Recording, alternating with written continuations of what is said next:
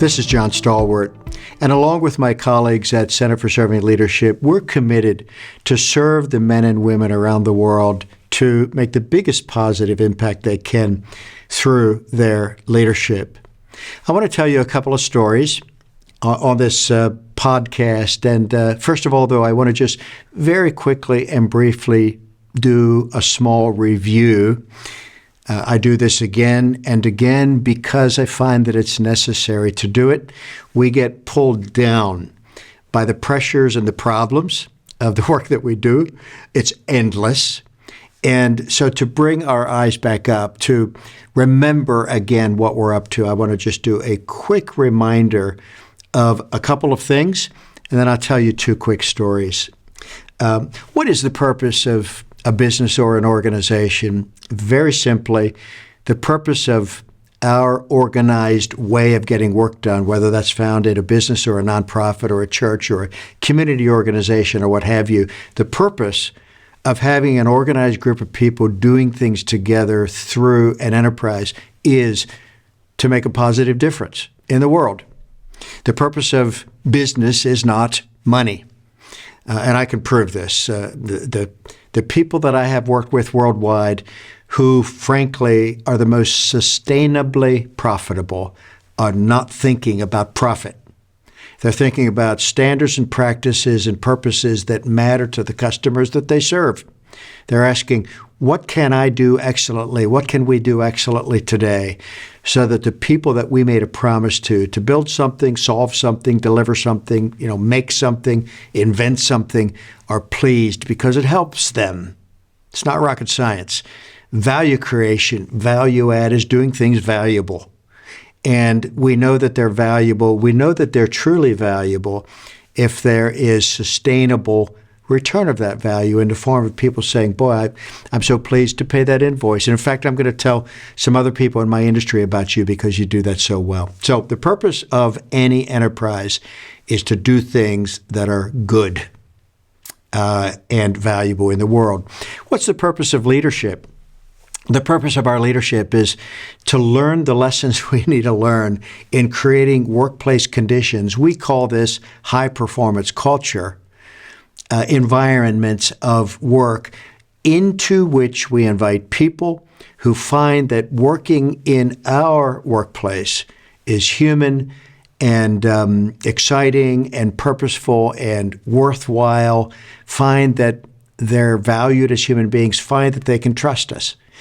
The purpose of leadership is to create the conditions of work that allow people with skills and talents not only to do what we tell them to do, but to discover that it's a place they are willing to give their full self to.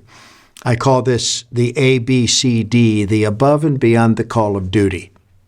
And if we as leaders, if we as managers are just giving people a job description and telling them what has to be done by when and managing, whether they did it or not and paying them, if that's all we're doing, we get their compliance or their performance or their production according to the standard we set. Okay, fair enough. We get that. But we don't get anything more. We don't get their ideas. We don't get their passion. We don't get their second effort. We don't get them going above and beyond. We don't get them thinking about how to do good work themselves, solving problems for us, helping us out. We get none of that if all we're doing is managing work. The purpose of leadership is to create workplace environments, cultures where human beings do their own mathematics and conclude, I want to do everything I can for this organization. What we do, my third reminder at Center for Serving Leadership, is we teach leaders how to do that. What are the behaviors we leaders need to get good at if we would like coming to work for our people to be an experience of coming to participate in the best part of their life? Having a job that's worth it, doing work that is meaningful, going home at the end of the day with a story that we can tell our loved ones about something that we did that was good, trusting our bosses, trusting our coworkers, know that we can look left and right and realize, hey, I'm on a team. And we leaders produce the conditions for that. And at Center for Serving Leadership, we teach those behaviors and skills. We do that in 5 buckets, which we have benchmarked for many, many years, watching good leaders, good organizations around the world. 5 areas, we call them the 5 actions of serving leadership. And in each of those, we teach specific practices that cause our workplace culture to be a human engagement, disciplined, passionate culture. And I'm not going to unpack those things here. That isn't the purpose of today's comments. I've done that elsewhere, and I'll be doing that for sure down the road again. But today I just want to tell a couple of stories about impact. What is the difference that is made when we learn our lessons well, become good serving leaders, create workplace cultures of high performance, and therefore deliver at a different level of impact in the world? 2 quick stories I want to share with you.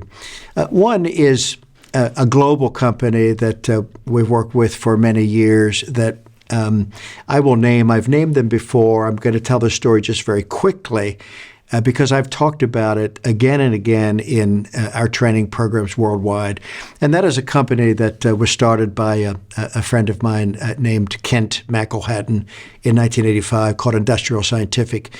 And I'm just going to tell you a quick snippet of it. When Kent started Industrial Scientific, he sat down with his wife, Martha, and he said, I know that the purpose of business is to make money.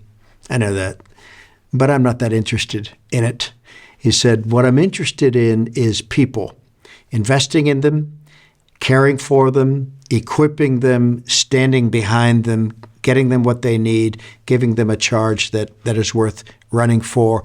Part of what brought Kent and me together is the first action in serving leadership, which is about vision or meaning, we call Run to Great Purpose. And when Kent read the book back in maybe 2002, 2003, The Serving Leader, he came to Run to Great Purpose and he said, that's it. He said to me soon after that, he said, John, if you had just called it purpose or vision or the importance of having meaning, he said, I wouldn't have been interested, but you said run. And he said, that's what I want. I want the energy of that. I want the vigor of that because we have a great purpose. And so the skills of giving people something worth running toward caused us to get linked together. And what they did at Industrial Scientific is they created a great purpose statement that gives people great meaning. Here it is. They say, the people of Industrial Scientific are dedicating their careers to eliminating death on the job. And then, not going into the details, which I have done elsewhere, they put all kinds of systems and disciplines behind that so that the men and women at Industrial Scientific, not on day one, but soon came to realize they actually mean it.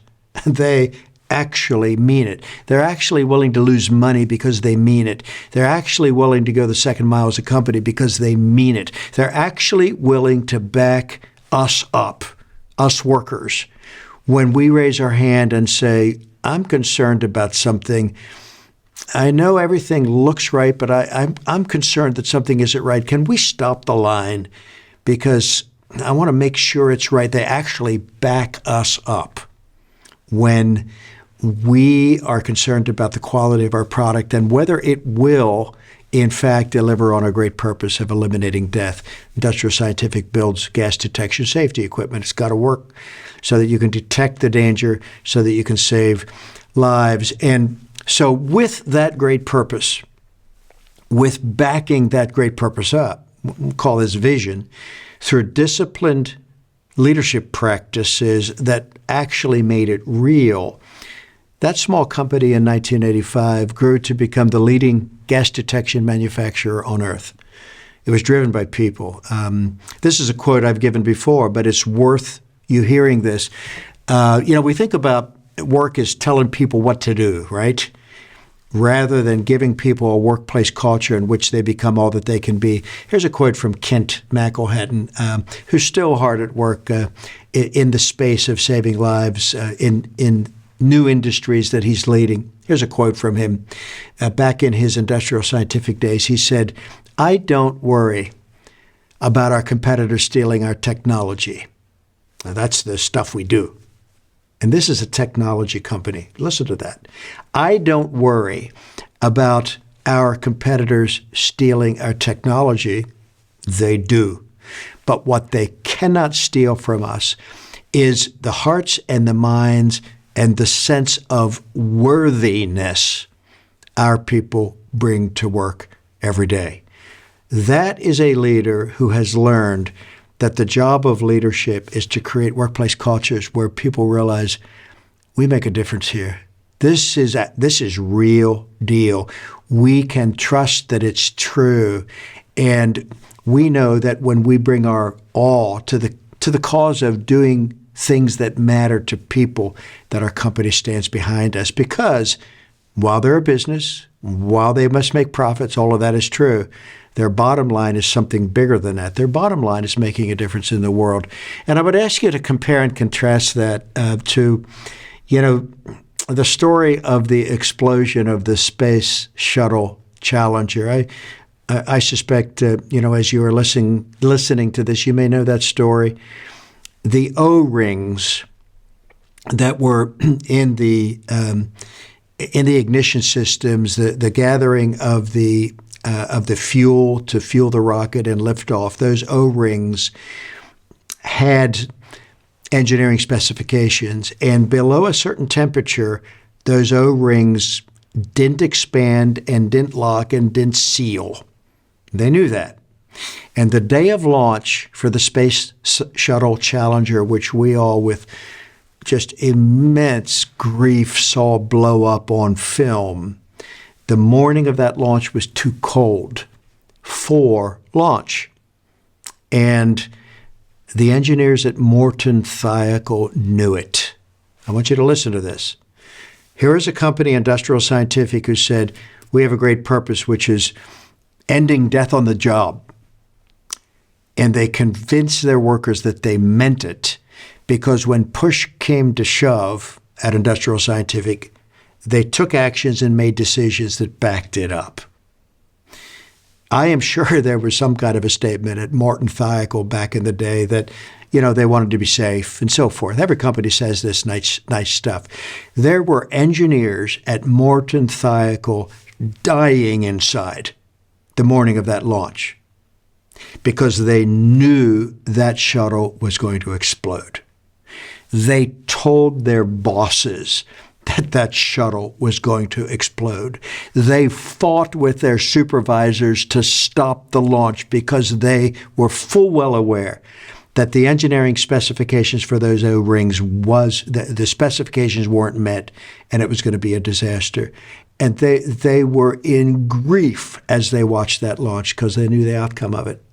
Here you have a group of workers that were given a great purpose. We're going to save lives. And they believed it, and they, over time, had been convinced it was true. Here you had a group of workers who probably were told the same stuff. Every company says this stuff, but they knew it wasn't true. Think about the impact. Impact. Our leadership, our impact on our workers and workplace culture is massive. Think about the impact. And be encouraged that when we get clear on things like purpose, then we have to become courageous and resolute in living that out. And it's we think about this sort of thing on a balance sheet like, well, it's going to cost us, and is it really that important? It's good to talk about that stuff. No, it's very important. Measurable results, measurable outcomes. One of the values that we hold at Center for Servant Leadership is results. If we're going to spend time with you, if we're going to ask you to invest money and time is the most precious investment, then we got to give you results. And the results of leading in a strong way, the results of serving leadership are massive. Who wants to put on a balance sheet the value of this in the comparison of these two stories. The results matter. Lives of people, profitability, we go forward or we get set back, reputation, ability to do better work in the future. The results are huge when we build great cultures. The results are huge when we build deceitful and bad cultures. Second story. My colleague, Dr. Nelson Okonya, is doing the same work around the world. And we have two organizations. Center for Serving Leadership is our commercial organization. We make our living by helping leaders do better work so that their work is more effective, so they can keep their people better, so they can deliver the standards to their customers consistently, so that their reputation in the marketplace grows, so that their reputation, as a workplace grows, they can hire people more easily because people say that's a good place to work, and they can keep good people better because you can't get stolen away. We do that on the commercial side at Center for Serving Leadership. We have a nonprofit called World Serving Leaders where we do the very same work in the poorest places on earth, where the leadership skills are just as important. And Nelson Okonya leads that. And he came back a year or so back from having spent time with a large group of leaders in South Africa. And he was working through Run to Great Purpose with those leaders. And he noticed that there was one man there who had his arms folded and wasn't really listening. And though there were worksheets and exercises in front of the man, he wasn't filling them out. And Nelson went to him at break and said, my brother, tell me about yourself. What's going on? And he said, this is not important. It's not important. Why do you say that? He said, I'm the chief. And this man was the chief of a large region. And he had been the son of a chief, going back into as long as they had any record or memory of this. He was the descendant of chief upon chief. Now, this was a good guy. He was a good guy. He was a good man, but he was chief. And Nelson said, well, what does the fact that you're the chief have to do with the fact that these exercises on vision and purpose don't matter? And he said, I tell people what to do. They do it. He said, I'm the chief. Vision doesn't matter. I don't need to inspire my people to do things because I have command. And so as chief, I say, okay, go do this for me. They go do it. And go do that for me. And they go do it. And so Nelson walked through the rest of the day working through why human beings, whoever they work for, supervisor, divisional manager, chief executive officer, owner, president, pastor, chief, whoever they work for, human beings need purpose. They need meaning. The better portion of a human being's capacity to do good work in the world is what is awakened in them when they realize that it matters. The better portion isn't awakened when they realize they have to do it. You can get people to do what they must do because there are consequences if they don't. You can do that. But the better portion of the contribution and the goodness of work, the diligence of it, the quality of it, the standard of it, the vigor of it, comes from people who have awakened to it matters to do this. Next morning, Nelson went back in, and the chief was there, and his face was radiant. And he came over to Nelson, and he said, I thought about this. He said, I thought about this. I've got a vision for my people. He said, I never thought of it before. But my people need a vision. And he said, I have a vision for them. And I'm so excited to go and share with them what it means for our community, what we can be in the future. And he said, I never talked that way with them before, but I'm going to start now. I've got a vision. Now listen, as you listen to me right now, you might think, well, that learning is obvious. Every learning is obvious after we've learned it. But let's be honest, you and I needed to learn that one, just like the chief needed to learn that one. And there are more learnings that we need to learn, the ones that aren't yet obvious to us. Once we learn them, they'll be obvious. This is how we grow. We do what we know, and we don't know what we don't know until we do. And so we come online with some new things about how to lead, how to treat people, how to create environments of work. And I just want to encourage you, you would not be listening to me talk about these things on a podcast about serving if you had not already learned some amazing things. I just know that's the case. If you were a cold-hearted and hard-nosed person who brutalized people to get what you wanted with carrots and sticks, you wouldn't be listening to any of this. You wouldn't have even clicked on. So I know that you have a big bank of mastery already behind you.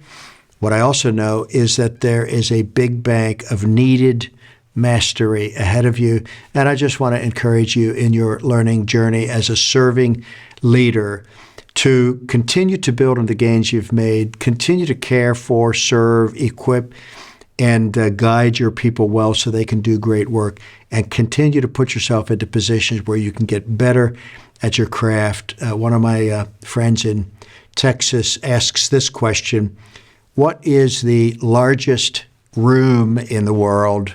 Answer: the room for improvement. And so I want to encourage you, join me, join our team. We are learners. Be a learner with us. Lean into what's next in the growth of your enterprise. The capacity for future growth and development is so big, even in the midst of whatever you're going through right now. Be encouraged at how far you've come, and be quickened and inspired for gains that are still ahead in your learning journey.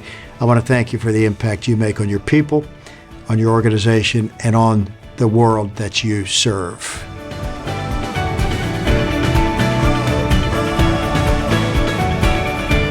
For more information about the Center for Serving Leadership, visit our website at centerforservingleadership.com.